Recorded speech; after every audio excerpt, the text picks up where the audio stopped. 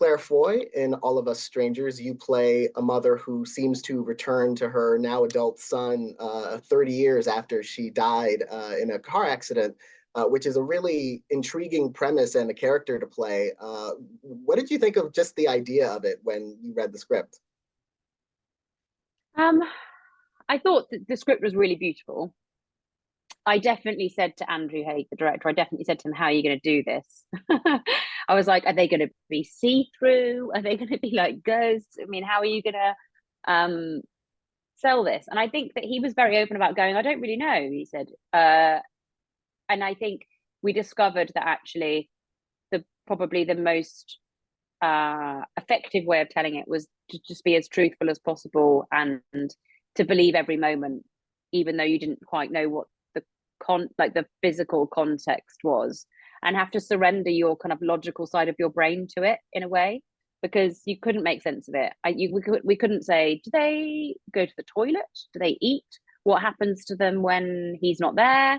Like, are they able to, when they touch, how does that feel? Like, all of those questions were important to ask, but at the same time, what ended up being the most significant thing was them just being in a room together again for the first time in 30 years. So yeah, I think that the sentiment of it and the truth of their relationship and the losses that they have felt and those things were probably the more important things. But I definitely had questions about whether it was going to work. And what resonated with you the most about the character of Adam's mother in the film? Like what struck you that you especially wanted to play? I think that I felt like she was a very honest portrayal of a mother. She wasn't perfect, and so I was very interested in playing that. I also felt like so many of the scenes were so rich with their relationship.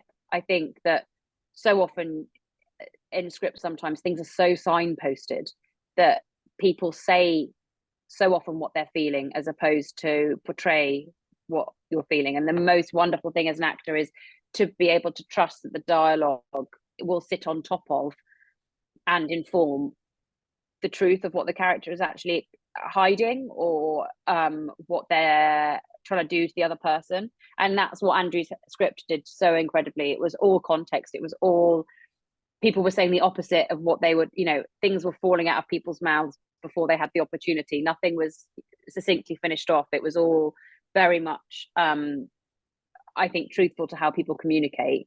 But I think I learned on the way, I felt by doing the scenes, which didn't necessarily surprise me, but that I was found like a really interesting realization, was how grief stricken his mother was about not having had that time with him and not having had the chance to get to know her son, and that she was robbed of something. I think, yes, he was robbed of having his parents, but they were also robbed of having the chance to get to know their wonderful child, which I felt a lot, and that expressed itself in lots of ways with her character, but sort of that feeling that she'd been left out in some way, I suppose, or that she wasn't really part of his life, she didn't really know him, and that was like a real stab in the heart, I think. And one of the aspects of your character, and the way the story is set up is that you're playing the mother to an actor who is older than you. Yeah. What's that dynamic like? Like, what was it like working with Andrew Scott? I mean, Andrew doesn't feel that much older than me, but yeah, I've known Andrew for a long time as a friend, and so I feel very connected to him and love him a lot, in general. And so I wasn't ever concerned about that. I knew that comes so easily with him. He's just such an incredible person, that I already felt very close to him. So I wasn't concerned about that. I think something really strange happened, like something quite magical happened, where I remember Andrew Haig saying on like the first day, he was like, "This is so surreal. I thought this was going to be really difficult. I thought we'd have to really work this out in the room and like how to, but just some strange magic happened where we were suddenly not in the positions of authority, but the dynamic was that we were the parents, he was the child, and I I think that's a lot to do with the caliber of the actors that were in the room. I think that Andrew brought a lot of that so subtly in how he portrayed that character and how he related to us. Um, but also, I just think we were just very, very lucky. We're all very similar actors in a sense that we're all very emotional. We're all very interested and dynamic, and we're very interested in other people's lives. And so we shared a lot immediately and became very close very, very quickly. And so I think we were very lucky in that way that it was very well cast, I think, probably. And the film is sort of two love stories in one. It's this romantic love story on one side, and you play the familial love story, the parent and child story.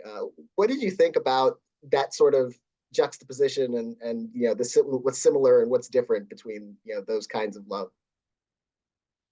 Yeah, I mean, I think that what they're so intertwined in this film, because in order to, the first love that you have is familial love. It's the first, and it affects every love you have after. So, in a weird way, your relationship with your parents or your loved ones or whoever you identify as your kind of your first caregivers are mirror all your romantic relationships for the rest of your life. So you see that being played out, and you also see the effect of having those parental figures, that love, that deep, deep, profound love taken away from you at such a young age, and how that has closed Adam off to feeling like he can experience it properly. Because in order to experience love properly, you have to also dance with the idea that you're going to lose the person that you love, whether that's a family member or a romantic partner, or we all die. And so that's the real joke of life, that we all pretend we're not going to, but we will. And I think that Adam's character really has that inflicted upon him in the worst possible way. And you see him having to come to terms with grieving the loss of the love of his parents in order to be able to have love as an adult. And I think that's probably, we all have to figure that out. Otherwise, we're just going to live the same life over and over, get the same relationship over and over again. But yeah, I think that I definitely felt like it was a love story between, I can see it watching it. It was a love story definitely between Jamie and Andrew. But I really feel like the love story between Adam and his mum is so palpable, I think, because she's meeting a grown man, and she loves, the last time she saw him he was 12, and that's so heartbreaking in itself. But also that she's learning about him now, and that love is unchanged, I think. And was there any particular part of this role that was challenging to play, either logistically or just difficult to kind of get into that state of mind? Yeah, I had to definitely turn off my wanting to make sense of things. I I feel comfortable and safe as an actor when things make sense to me. It may not make sense to anyone else, but that I can see even in contradiction, I can see logic in a way. I suppose in a character, I can see that logically that makes sense, that they would then do that, and that makes sense because of that. Um, and it's one of my great failings, and what I constantly try and do is live in the feeling of not knowing. And the older that I get and the more experience that I get as an actor, I find that easier and easier to do. It's still hard to surrender to the unknown and accept the fact that sometimes not knowing is the right way to be feeling about a scene, or the right way to be feeling about a character. But that's what I definitely had to do on this. I definitely had to not try and make logical sense. And it was sort of an exercise, but also a really wonderful thing, because I learned a lot about these relationships that these characters had, and I also learned a lot about not having to feel like everything had to be rooted in a reality other than the reality of the relationship, the reality of the history these people had. And yeah, so for me it was an like incredible experience to just be like, no, you can't know where they're coming from and going to. Sorry. Like when they enter a room, they could have been in a different realm. So you have to, just let that go, which was really great for me, basically. Were there any scenes in the film that you were especially proud of that stand out as your favorites? Yeah, I mean, I'm really proud of the final scene that they all have together, purely because I none of us really knew, I don't think, what that scene was going to be until some sort of strange magic happened that I don't think one person was responsible for, but was somehow the combination of all us three and Andrew Haigh, that it unfolded before our eyes, basically what was happening. And I'll really treasure the memory of doing that scene because it was so, I really felt like I witnessed something really incredible from the other actors in that scene, and was a real honor to be in it with them. Um, and yeah, the scene where I'm in bed with Andrew was really special. But also, yeah, when the scene when he essentially comes out to his mum is also another really scene I'm really proud of, because I think we achieved what we tried to do in that scene, which was not to make it some cookie cutter perfect version of what that can be, and a much more honest, knotty, difficult kind of portrayal of what that can be like. Now, you received a Gotham nomination for your performance. The film did very well at the BIFAs, and and Andrew Haigh actually just won the Los Angeles Film Critics Award for his screenplay. What do you think of when a project that you're in uh, sort of achieves that kind of prominence and gets that sort of positive feedback and recognition?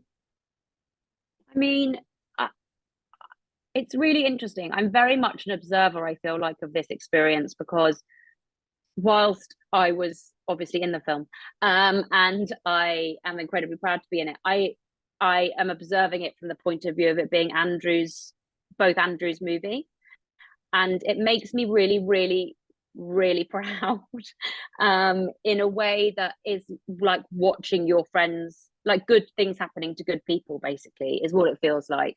And also because I know the sentiment with which this film was made, and I know the integrity and the fearlessness that took to make a film like this, which from the outside you can seem, I suppose, maybe easy, because it's so personal, so close to home. So you would think, um, therefore easy to do, either to portray or to make.